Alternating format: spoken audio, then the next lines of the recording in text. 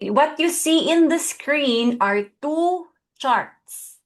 Ito, the left side, sorry, the right side. The right side is 15-minute time frame. Every candle represents 15-minute price change. Sa left side naman is 1 minute. Okay? So what I do is, in around 8:30, I mark up the high, okay, the high, ito, the range, di ba? The range of the session, of the previous session. Usually kasi this one, itong galaw na to, this was the London session. Before mag-start ng New York session, may konting, ano siya, lull time or the sideways. I get the sideways by marking the high range, high price range, and the low price range. Then we wait, usually 9 to 9:30, the first 30 minutes up until 10, kung saan siya magbe-breakout. Tapos, dun tayo mag-e-entry. Okay? How do we make an entry? We need two things, two confluence. Confluence, by the way, guys, is all the elements you're looking at are pointing at you at the same thing. We are looking at price structure, we're looking at candlestick, and RSI. All of these things are pointing at the same bias or same position na buy talaga siya. Kaya yun po yung confluence. So, our confluence po is dalawa. Ayun. So, the candlestick should break out from the range. Kung saan siya mag-break out, dun tayo mag-entry. Okay, if breakout siya sa taas, then buy. If breakout siya sa baba, then sell. At the same time, dapat RSI, if buy, should be 55 or at least 50 up. Better kung 55 para sure momentum.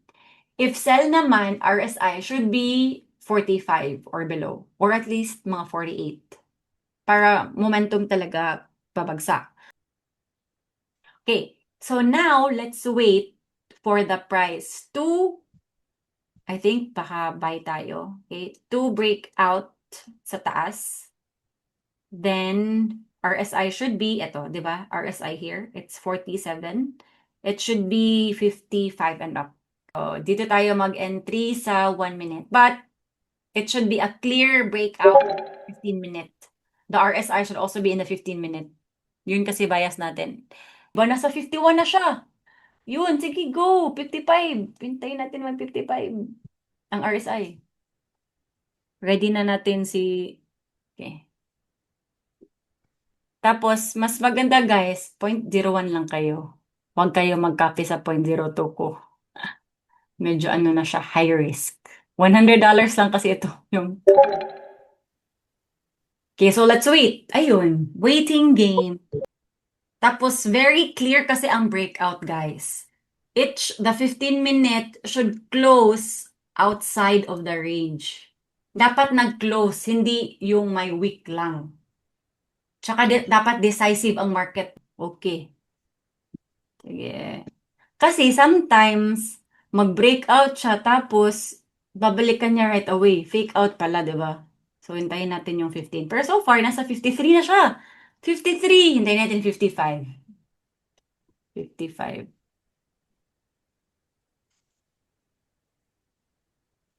TP naman. Yay! Good job. Dapat mag-close candle siya above the red line. Tama. Correct. Correct, Vincent. Ito kasi yung range natin. Nasa 3932 na. Di ba? Yun. Sige, tingnan natin. 53 na ang RSI. So, 5 minutes for the candle to close. Pero lumipad na siya sa 1 minute. Iba kasi, mag-breakout, tapos balikan lang kaagad. So, tayo na lang natin 5 minutes before mag-open ang entry.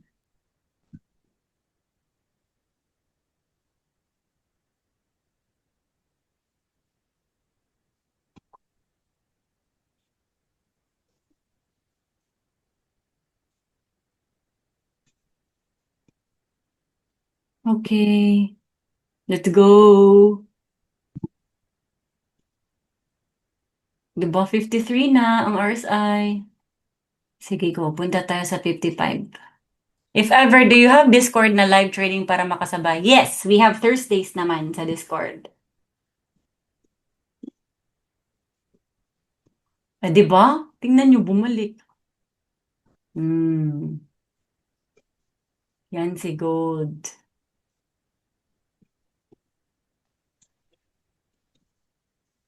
Dito talaga matetest ang patience niyo, guys. Pero paminsan, nag-fake out naman siya kahit nag-breakout pa. Like the second 15-minute candle, binabalikan niya lang. So, oh well, that's life. Basta make sure lang na may stop loss tayo.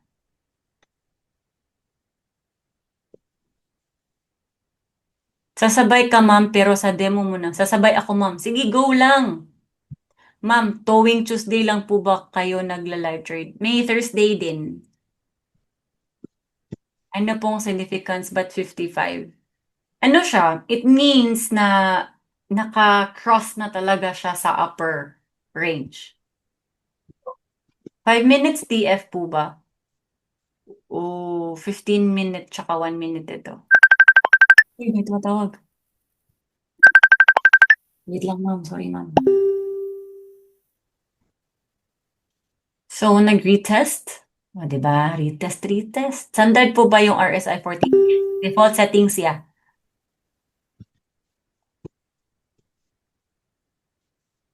Nagtitrade din po ba kayo ng major currency? Opo.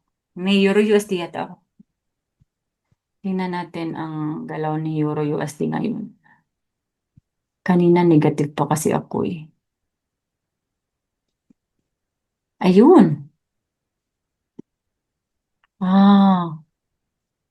So, nahit ang stop loss ko. Tama ba? Sa Euro. O, correct. Nahit ang stop loss. Okay, fine.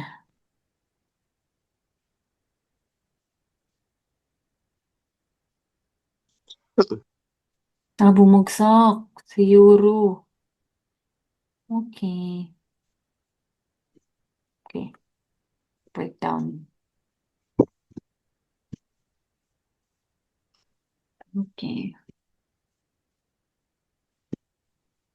Good evening, paumanhin at na-late. Ang ka-cute, paumanhin. You're so very polite. Kakadating lang po at traffic. Also, thanks at recorded. Yes, no problem, Nan. Welcome. Any other signal or indicator that you can use to confirm the breakout or RSI lang talaga? RSI lang. Tsaka, eto, volume. Yung mga kandila mismo, tinitingnan natin kung real breakout ba. If $200 yung funds ko, ilan yung safest volume trade ko, madam, dapat? As a rule of thumb, 0.01 for every $100. Sa FVG po ba siya magre-retest?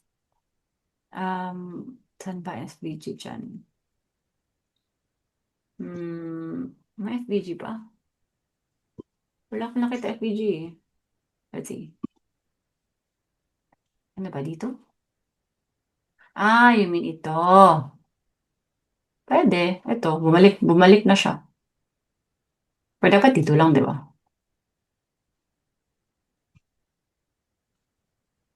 Ano pong time usual kayo nagtitrade? 9 p.m. Doon kasi galaw ni Goldie. 9 p.m.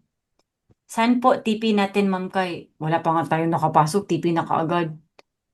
Depende kung saan siya tuluyang umangat.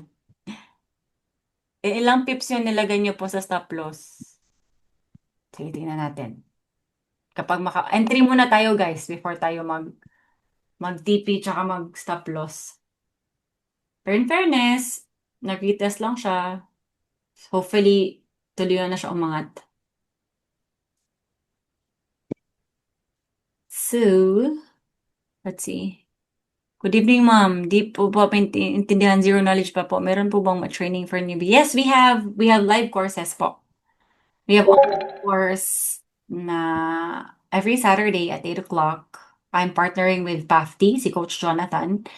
I'm teaching the strategies plus technicals, tapos siya naman with fundamentals and trading psychology and risk management. Tapos we have recorded sessions naman if hindi kayo available sa Saturdays. We have on-demand videos plus a one-on-one coaching. So you watch first the 8 videos, then you take notes. Once you watched it all, you schedule a one-on-one with me para we can like apply all the learnings from the 8 videos. Nasa website ko po siya. 3959 po ba ha? Akala ko buy na, sorry. Ma'am Kai, when ka usually magte-trade? Kung live, Tuesday and Thursday. Tuesday tayo, tapos Thursday naman with the Discord community natin. But for me, nagte-trade ako, London session na lang. Pagod na kasi ako pag gabi. May swing trading naman kasi ako na position. But for my day trading, London na lang. Breakout sa Asian, entry ako ng London, tapos close ko na before New York session. Para tulog na ang lola. Sabay-sabay tayo to the moon. Ma'am, messenger nyo talaga to? Yes, kapag may check. Bakit po? Kapag may check, ako yan. Difference po ng stochastic versus RSI. More or less same lang naman siya. Oscillator lang din kasi eh. Yeah. Oversold, overbought lang din. Baka ibang ano lang, 80 tsaka 20. Ito naman 70 tsaka 30. Pero it gives you the same signal eh. Supposedly. Is it free course? Hindi po. May bayad ang courses ko.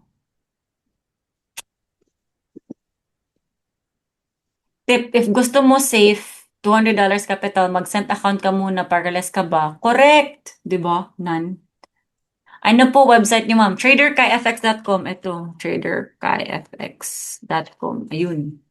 Scalper po lahat ng andito. How much? Ma'am, good evening po. Paano po mag-cash deposit sa MT5? Pwede, yes, pwede GCash. Pwede GCash. How much po ang courses? So, my live online course is 9,999 for the 8 sessions. Then, yung Forex bundle na 8 videos plus one-on-one is 3,999. O, diba? Gustong-gusto ang 99.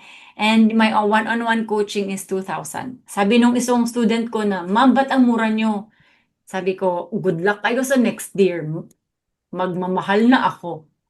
Joke lang po. Ma'am, ano po ba yung best time to trade here sa Philippine time? London, 3 p.m. Tsaka, kung gold, dun kayo sa pinaka-volatile, 9 p.m. to 11 p.m. Ayun, sige go, umangat na siya. So, nag-retest, tapos umangat. Okay. Natin. Thanks, ma'am. Yung 999 all bundle na po ba yun? Yung 999 po, that's every Saturday na sessions. You have classmates together, you learn. Tapos, yun. Live online course siya. May schedule. Tsaka may Telegram tayo together. For students lang. Hindi po yung mga hihingi ng investments. Hindi po ako yun. Sorry. Okay. Ba't walang volume masyado? May leverage po ba sa Forex? Yes. Leverage trading din si Forex. Pwede ka, kapag maliit ang account mo, pwede ka 1:500, actually 1:500 yung ginagamit ko ngayon eh. Ano po ang basis nyo sa range? Yung pagbantay po ba sa breakout? Ah, um, may ano kasi, may parang lag time from London to New York. So, mga 6 to 7 to 8 o'clock. Wala na masyadong volume. And usually, ano siya, nag-range lang siya. So, kukunin ko yung range na yan. And then, dyan ako aabang. And then, usually din the first 30 minutes ng opening ng New York session would get you the range. So, let's wait for 55. Oh, ayun, 55 na. Sige, make an entry. Bye. So, nag-buy na ako, guys. Tapos na yung filters natin. Na-achieve naman niya. So, if nakapag-buy na tayo, then we now go with a 1 minute candle. Okay? It should retest, but here lang. The 3930 should hold. The 3930 should hold. If mag-retest man siya, dapat dito lang na area.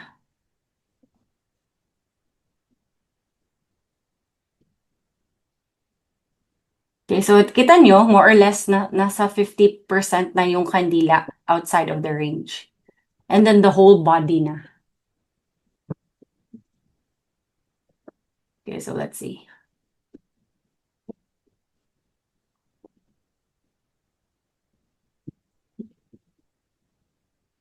Don't hesitate to close ha, kapag it moves beyond the, the stop loss. Otherwise, wag nyo siyang hintayin na mag-reverse pa to your favor. Kasi may malaking chance na si gold, ruthless. Ito, 3930 po. Okay? So, if mag-retest man siya, dapat nasa 3930 lang. If it will go beyond 3930, magko-close na ako. Let's see for potential. Okay. So, maybe here. Ito na lang, 3960. Or 39, yeah, pwede. 3960 probably. Okay, if mag-breakout dito, let's make another entry. 0.1 lang ako. Ang bilis. Sige, bye. Okay, yun. Nakapag-break free na siya. I want to break free. Ano lang tayo? 3960. Okay, sige. Target natin 3960. Let's go. Kung ibibigay, kung ayaw, edi wag. 39. 39. Okay. 3970 possible. Yun tayo, di ba? Target natin 3960 pero umaangat din yung target. Tingnan natin. So, in this case, dapat 3945 should hold. This should be our arbitrary stop loss. So far, uptrend pa naman siya, ma'am. So, no worries. 3944 dapat stop loss natin. Kung babalik man siya, dapat dyan lang area. O, diba? Nasa 3948 na tayo. Let's go, gold. Sige, go. Okay, 3945. Let's go. It should hold. 3945. Okay. Pull back. Try to pull back. Okay, sige, go. Oh, 3950 na. 3950. 3950. Remind ko po sa inyo, if mag-goldie man po kayo, please try to study it para you'll use it to your own trading style. If hindi man po kayo swing trading ngayon, kung scalper kayo or day trading, at least si Goldie will give you probable trade setups, especially the bias. If naka-buy or sell si Goldie, then you would only look for selling opportunities or buying opportunities. Again, wala pong 100% na strategy na mag-work all the time. Si Goldie will work during a trend. So, make sure that it is trending. Otherwise, kung sideways lang po, malaking chance po na ma-fake out siya. Saan ba nga? 3960 pala target natin, oh. Good night, coach. Leave na po ako. TP na. Yay! Jollibee. Hi, Miss Kai. Sorry, out of topic lang po. Pag downtrend RSI 45 po kayo mag-entry? Yes, correct. J, correct. Okay, so ito siya. 3945. Okay, 3945. Yung 3945. Yun. Sige. Okay, let's see.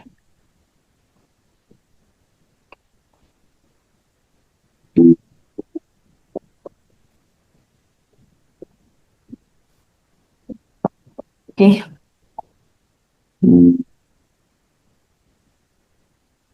So, 3945. Okay. Dapat hold. Kasi dito siya, di ba? Ito. 3944. TP, happy na po ako. Salamat, Miss Kai. Sana maangkin ko na si Goldie, ma'am. Okay. Sige, pagod na kayo. Sige, close na tayo. Tingnan natin. 3944. Should hold. Non-pag-sell, RSI 45, pag-buy RSI 55. Yes, correct. Ano po yung Goldie, ma'am? So, si Goldie po, sir, is tagahanap po siya ng trading setup. Okay? Ito po siya. Magsasend po siya ng alert sa inyo kung may magandang setup siya. Tapos, pwede niyo po siyang kopyahin. Wait, let me...